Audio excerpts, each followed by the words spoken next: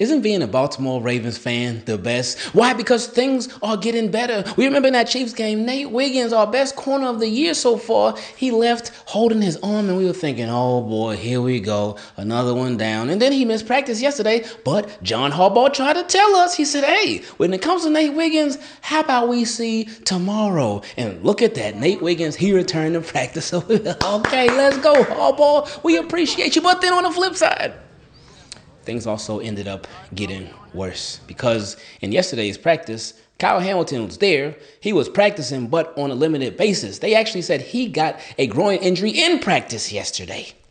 But guess what? He was not practicing today. So that is very unfortunate, especially because Roquan Smith out, Kyle Hamilton out of practice today, and it's not trending in the right direction for him. Of course, tomorrow we'll tell more of the story with what happens with him and him being super duper Kyle. We done seen you come back from bigger injuries than this, Kyle. So we know, we believe that you're going to get right for this Texans game because we need you, my friend. We really, really do. But we'll see about him tomorrow. Now, somebody else who we got an update on is Lamar Jackson. And this came from Josina Anderson. Let's read it. She said, Ravens quarterback Lamar Jackson is not currently expected to play this Sunday versus the Texans, nor next week versus the Rams, outside of faster healing, which still can be deceptive. So she let it be known like, hey, this week, Lamar Jackson most likely is going to be a no-go. But then she added next week to it as well. So going back to what we talked about yesterday, when Ian Rappaport, he tried to shut down the Baltimore Sun's report. He said, I don't know where that 2 to 3 weeks came from. But Josina Anderson with her reporting, she's saying, hey, not this week. And then not next week either. That's what it's looking like, unless he has some miraculous healing. So she is backing the Baltimore Sun's original initial report on Lamar Jackson.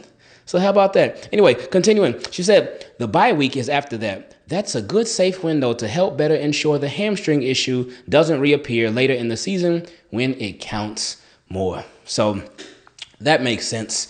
That makes this game against the Houston Texans that much more important for the Baltimore Ravens, that they can steal a win from the Houston Texans. And that is crazy to say. Who would have thought at this point in the season we would be talking about stealing a win from the Houston Texans? Because the game next week against the Rams, like, if Lamar Jackson does not play in that game, honestly, things could change over the next week or so, but I'm not really going to have that much hope for the Baltimore. I'm going to hope that they win, but I'm not really going to have that much faith in them to win that game, especially against the Rams, coming off a 10-day break too, and our Ravens are ailing. They are hurting so bad right now. But anyway, something that I wanted to address with the whole Lamar Jackson thing. Now, of course, after that Chiefs game, we made a video where we just felt like Lamar Jackson, he had checked out from the Baltimore Ravens. He had checked out from his coaching staff. He was done with them. He was over them. And I actually thought with the hamstring injury that it was not as bad as it initially seemed. And I know I've talked about this in previous videos this week, but there's been a hot topic going around, especially coming from other fan bases too, and some from within as well, but saying that Lamar Jackson quit on the Baltimore Ravens. Now, with that, I wanted to make sure we got things cleared on this end. We never felt like Lamar Jackson quit on the team. We know Lamar Jackson is not a quitter. That has never been in his DNA. That is not in his blood. That is not in his makeup whatsoever. And we explained this in the video where we talked about him being checked out. We just felt like he was just over the coaching staff, over the philosophy that the Baltimore Ravens and how they operate, over how the offensive line has been, over just getting beat up and putting himself out there every single week behind this offensive line that just, it has not been good. It really hasn't been. It's been really rough all year long. All year long. But I did want to make sure that we got that crystal clear that, again, we don't feel like Lamar Jackson quit on the Baltimore Ravens. We just felt like he was done as far as just being out there and just getting beat up, just being out there and the play calling, the lack of short passing game. Again, the play calling, the offensive scheme, the offensive philosophy. And it just seemed like, and again, this not just from the Chiefs game. We played that clip where he was talking about Todd Monken and the offensive play calls. He's talking about the offensive line, how we need to execute better and stuff. He said all that the week before after that Lions game, but I just felt like it was a build-up to just him being very, very frustrated. Best example I can give is when you go into a job and you don't quit a job, but you get into that point where you're just like, oh my goodness, like what? Something's got to give. This thing has got to get better. I'm so tired of sitting here working day in, day out, putting in all this hard effort and hard work. What's going on? Like, come on, my manager got to be better than this.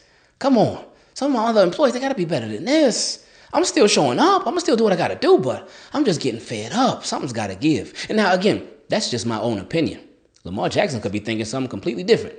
But based off of what we saw in that Chiefs game and based off of what we've been seeing in the previous couple of games from that, it just seemed like it's just a lot of frustration with Lamar Jackson. That's what it seems like from the body language. But again, he's also seemed like he's been hurt all year too. So you mix him being hurt all year, which what it seems like. We don't know for sure, but it seems like that based off of the way he's been moving, the way he's been running, or lack thereof. But it seems like he's been hurt all year. So you couple that with the offensive line that just hasn't been good, with the Baltimore Ravens not featuring Derrick Henry, not using him like they should. You feature that with the play call. You mix all of that up, and that can lead to a lot of frustration. But again, that's just my own personal opinion. Did Lamar Jackson quit on the Baltimore Ravens? No, he didn't. Not at all. Is he quit? No, he's not a quitter at all. But could he be very frustrated with the way that a lot of things are going? Of course, losing. Nobody likes losing. But even stuff outside of that certainly contribute to that. That's where I think the biggest issue is. Now, some more positives from the Baltimore Ravens practice today. Ronnie, Stanley, and Tez Walker both returned, so that was a beautiful thing. And Cooper Rush, you're going to need all the help that you can possibly get. So having Ronnie Stanley protect your blind side, that is a good thing. And having Tez Walker as a weapon, hopefully he will get some meaningful snaps. He should. He deserves to. That'll be nice as well. So Cooper Rush, get that deep ball ready. Now we've reached my favorite part of the videos where we get to feature your questions. Send an email to teamkeepitclean@gmail.com if you want to take part in it, or if you want to show the channel a little extra love and support, you can go to patreon.com/Ingravenvids and become a Team Keep It Clean patron. I'm laughing because we got a brand new Team Keep It Clean patron, Ben Cleveland. I'm pretty sure I know exactly who this is, but he also sent in a question. Let's get to it. He said, I've been following you for a few years now and put you on when I am on my way to work or out in the woods. I appreciate that, Ben Cleveland. He said, great content. Keep doing you. Just to be funny.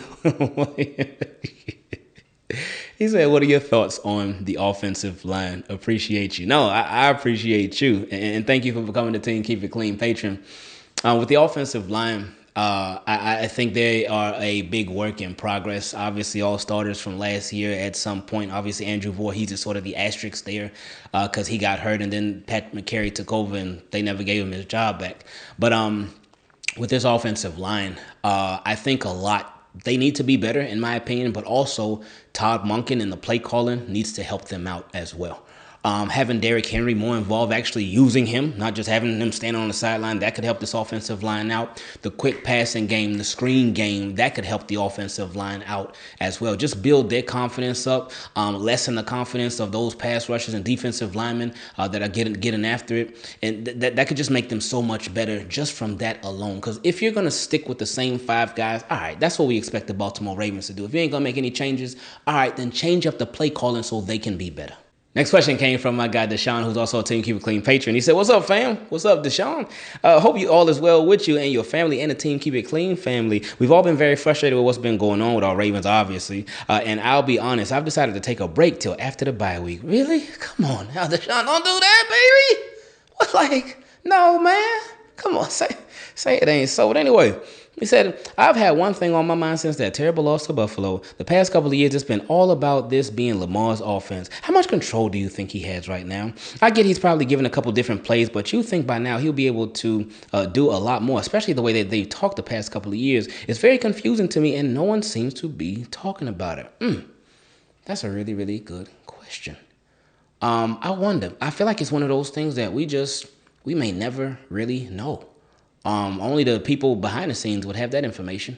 Because what we see on the broadcast view, and we've heard about it sometimes, hey, we'll have a couple of plays that we will have called and Lamar can choose from out of those plays. I know we heard that in the past, but also I think it was last year, it was the year before last. I forgot which one. But Todd Monken talked about really giving the keys to a Lamar Jackson. And then we do see him audible from time to time, check in, check out of stuff and whatnot. But I think it's one of those things we don't truly know unless you are on the inside. Next question came from my guy Keontae, who's also a Team Keep It Clean patron. He said, hope all is going well.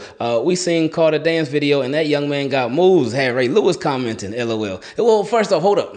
That was not Carter. He looked like Carter. And a lot of people hit me up saying that they thought that was Carter. I said, no, that's not my boy, man. But that kid, he killed it, man. I think I watched that video like a million times, man. But he killed it. But anyway, he said also, sorry if I spelled the name wrong. My son has the same name and it's spelled with a K. Okay. Shout out to the Carters in the building. But anyway, he said, so autocorrect was bugging. It's all good, my friend. But I remember all the allegations and things. So I'm going to say this very loosely. Christian Wilkins. I know. We heard the locker room things, but I think we all know the guys would let it be known what they are comfortable and uncomfortable with. And I'm sure some behavioral stuff can be put in the contract, but the man was a beast. We cannot deny that. And we are hurting at that particular spot. Just saying. Anyways, can't wait till all the bandwagon fans hop off because I have not seen the flock this negative before. I know we tired, but it's week 5 and we got a long way to go. We do. And again, yeah, there has been a lot of negativity, but again, yeah, people tired. People are very, very tired. The Ravens they keep losing in different creative ways and whatnot. And now I know fans are down in the dumps, especially because Lamar Jackson is expected to be out for, even if it's just 2 weeks, that's still a significant amount of time for to not have Lamar Jackson. So we hope that the Baltimore Ravens can salvage this season. They have all the opportunity in the world to. So we'll see. As far as Christian Wilkins, again, I wouldn't mind if the Ravens did it. And like you said, they could put some behavioral stuff in his contract. They say, hey, you mess around, you start tickling somebody's toes or something like that, hey, then you're out of here, buddy. Next question came from Swin. He said, I usually avoid getting personal. Today I took a state exam and failed it by 1 point, which is one question. It was frustrating because I studied and never do. So I empathize with the Ravens players and fans everywhere when we lose close games. Hey, so even though you failed it by one question, that lets you know for next time you take it like, oh, yeah, you got this. And you don't want to get cocky, you don't want to get arrogant. You still got to remain humble with it. But you should have the confidence knowing, all right, let me just study just a little bit more and I'm going to be straight. So hope that goes well for you next time you take it. He said, I'm curious, what do you think of Rex Ryan coaching the defense? I know Harbaugh won't allow it, though. For Rex Ryan, I wouldn't mind it. What's the worst that could happen right now? Like, honestly, whoever decided to take over, it could not get any worse than it is right now. But we know Rex Ryan, he got a history, especially Ravens history, and his defenses used to be amazing, man. The organized chaos, man. That's just what I remember from Rex Ryan, man. Who's coming, who's not, who's blitzing, who's not. He would have everybody standing up. He would just have things going crazy, man. So shout out to Rex Ryan, but I just don't think it's going to happen. Anyway, he said, do you think John Harbaugh is setting up to mutually part ways with Todd Monken at the end of the season? It's something going on, because even in the presser today, Todd Monken addressed what Harbaugh said about him. And he was like, oh, yeah, me and John, we talked it out and whatnot. I don't know, man. It just ain't looking good. I think everything just depends on how this season goes. Everything depends on how the season goes. And Todd Monken, he could find another opportunity somewhere else, too. As a head coach, he could. It's possible. Or something else. We just won't know till we know. But with Harbaugh, I think he got to worry about his own seat warming up as the season goes on. So I don't even think he overly worried about Todd Monken. I think he needs to be worried about himself, and I think he is. He said, do you see the Ravens' top management, or do you think the Ravens' top management should apply that fear and pressure to John Harbaugh with mutually parting of ways if this team doesn't make the play? Oh, yeah. No mutual parting of ways. Just, John, we letting him go. But, they would say mutual parting of ways because out of respect, and much respect for John. Been coaching his team since 2008. It's a long time, man. So they wouldn't come out here, oh, we fired John Harbaugh. They wouldn't come out and say that. No. If they did mutual parting of ways with guys like, I think Wink Martindale, with Greg Roman, I forgot how they announced it. But if they don't come out and say, oh, we fired them, they're definitely not going to do that with no John Harbaugh. So it'll definitely be respectful. It'll be amicable whenever it does happen, if it does happen. He said John Harbaugh reminds me of an employee that gets in really good with management of the company, and that he has job security and privilege because of it. What are your thoughts? Oh, well, I mean, but hey, he did do his thing. He got the Super Bowl, and that was great. And he's had some amazing regular seasons, but just the playoff, they just keep coming up short for a lot of different reasons. He said also, how do you deal with Ravens' big losses? When we lost to the Chiefs in the AFC Championship game, I didn't watch anything football until the next season. I went out and did Uber during the Super Bowl. Oh, you really ain't watch. You say, you know what, let me go get this bread, drive these people to these Super Bowl parties, or go deliver food. That's smart. My man said, I like how you didn't let the depression of the Baltimore Ravens mess with your money. You said, I'm still going to go get some bread. I like it. For me, I think it's helped doing this for a living, just talking about the Ravens every single day, because it's allowed me to learn more about the team, learn more about the business side of the Baltimore Ravens, just really the NFL as a whole, and appreciate it that much more. Appreciate everything that goes into it. Just appreciate the process. And it's tough. It's still tough, but it's different. It's different than it was before we started doing this. Things are just a lot different. So the losses, we don't take the losses as hard as we used to, but we still. Yeah, they're still annoying. But yeah, we just got to keep going, because this is our job, to talk about the Baltimore Ravens, to talk about the NFL. So when they lose, we still got work to do, because we got to talk about why they lost, how they lost, if they should have lost, the reasons that they lost, what needs to change from them losing, but also how they can improve for the next time they get that opportunity. And you would just appreciate every opportunity that they get. That's why I know a lot of people like, oh, I want to tank so we can get rid of Harbaugh for sure. And I get that, but at the same time, I just don't like the idea of tanking, because, again, I want them to have another opportunity like they've been having and coming up short. I just want them to get another chance to right this ship. He said, sorry for the long message. Wish you, the flock, the team, good health and successes. Hey, I appreciate that, Swin. Next question came from my guy, Brandon. He said, my guy Ingraven, much love to the family. I hope all is well. I appreciate that, B. He said, I love the videos. I've been a big fan. I want to know, honestly, how would we feel as the Ravens if somehow they look better with Cooper Rush this season? I don't think that's realistically possible. They can look different. I mean, they are going to look different, because Cooper Rush is not Lamar Jackson. They're two completely different quarterbacks. But I think this is a big opportunity for the Baltimore Ravens to be like, look, the stuff that we do with Cooper Rush, because I'm sure they're going to want to get the ball out of his hands as soon as possible. So they're going to be forced to call a lot more quick passes.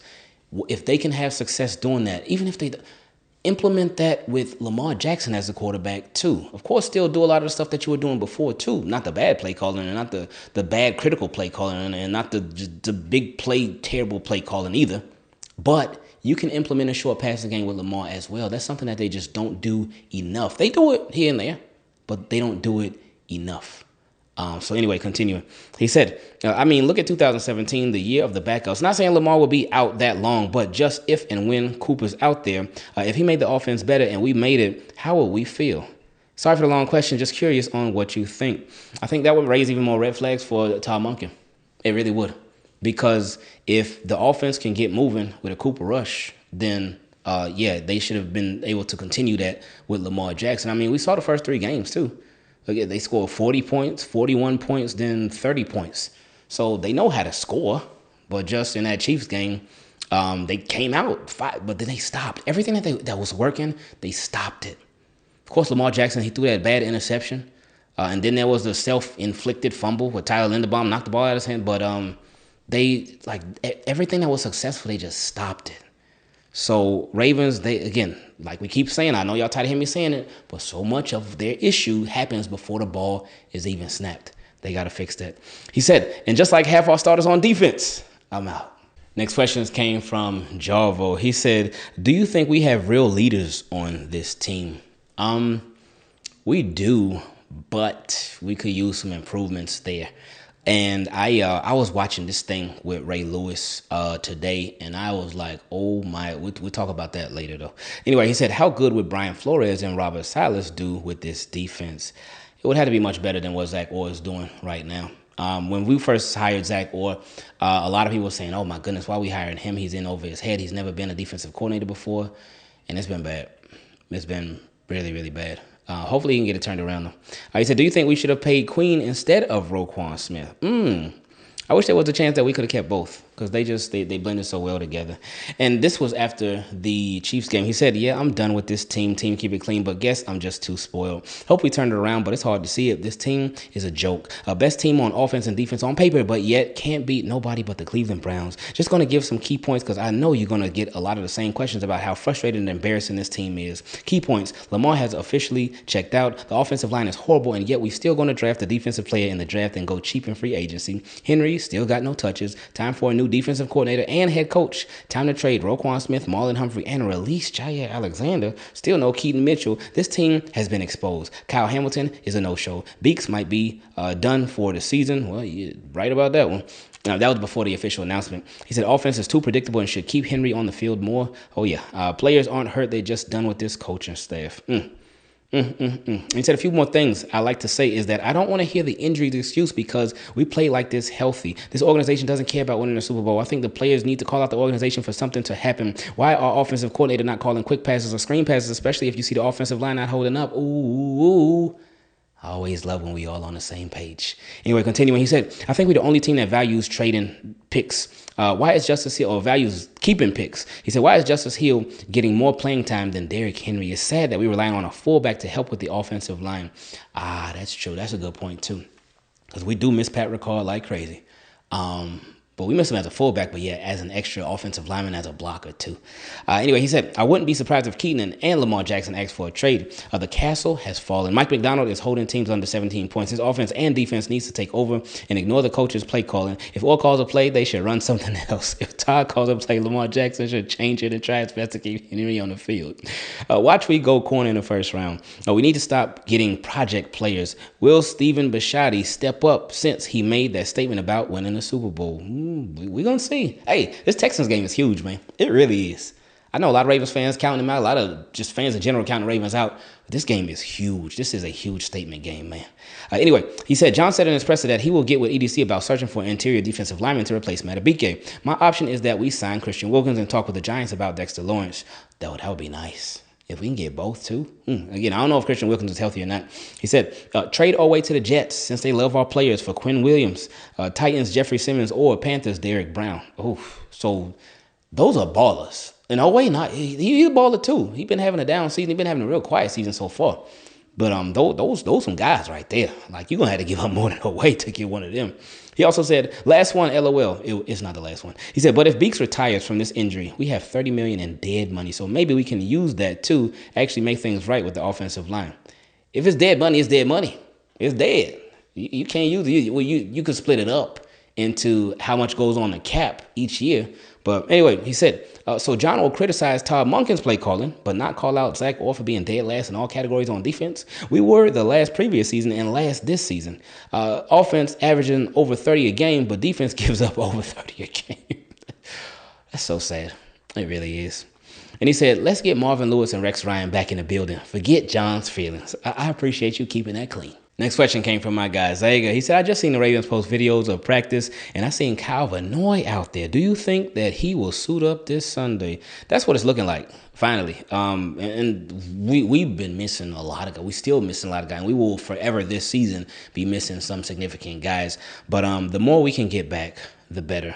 The more knowledge on defense we can get back, the better. The more understanding, just the more bodies, the better, because a lot of guys are MIA. Next questions came from my guy, Emmanuel. He said, keep on doing what you're doing. I appreciate your hard work. Thank you, my friend. He said, the Ravens are failing Lamar Jackson. Number two, for me, one of the biggest reasons why we have not won a Super Bowl in over a decade because this organization is too loyal to some people. For example, we had Greg Roman for way too long, and we're not drafting the right people to do the job because we have been dealing with offensive line issues for quite some time, and they refuse to acknowledge it, but we keep on getting defensive players, but that's the problem. Stop getting these defensive players. That style of play is not suitable for the NFL no more. Number three, I've been noticing that Lamar Jackson has not been running the football as much these last several games, and I do think that's part of the reason why he got sacked too many times against the Lions.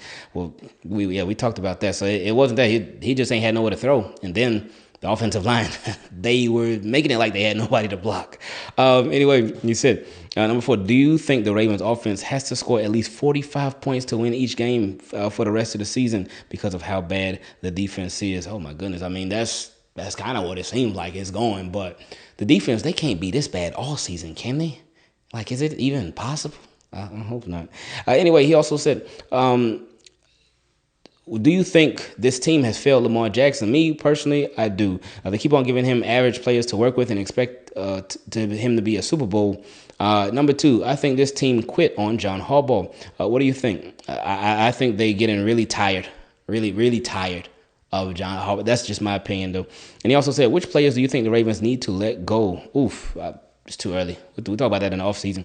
He said, how would you feel if we tank so we can have multiple great picks in the draft? He said, I won't be mad if they do. No, I hate the idea of tanking. I don't like it at all. And he said, do you think Todd Monken should replace John Harbaugh as our head coach? No. No. Because if as an offensive coordinator, and we've seen a lot of the situational play calling that's been really bad from Todd Monken in that offense. If you're doing that as an offensive coordinator, just imagine with even more power what you would do. Love him as an offensive coordinator overall. Definitely got some improvements to make, in my opinion. But I don't think it would be the best idea for him to be Baltimore Ravens head coach. But that's just me. Anyway, he said, how do you feel about people calling Lamar Jackson a massive quitter because they feel like he quit on the team against the Chiefs even though he's injured? Oh, yeah, we talked about that earlier. No, he didn't quit. He didn't quit on the Chiefs at all. He didn't quit on the team against the Chiefs. Excuse me. He said, even though, he said, and thank you for all the hard work you've been doing. And I know I've been sending you a lot of questions, but thank you for trying to answer them all. No problem, Emmanuel. Appreciate you.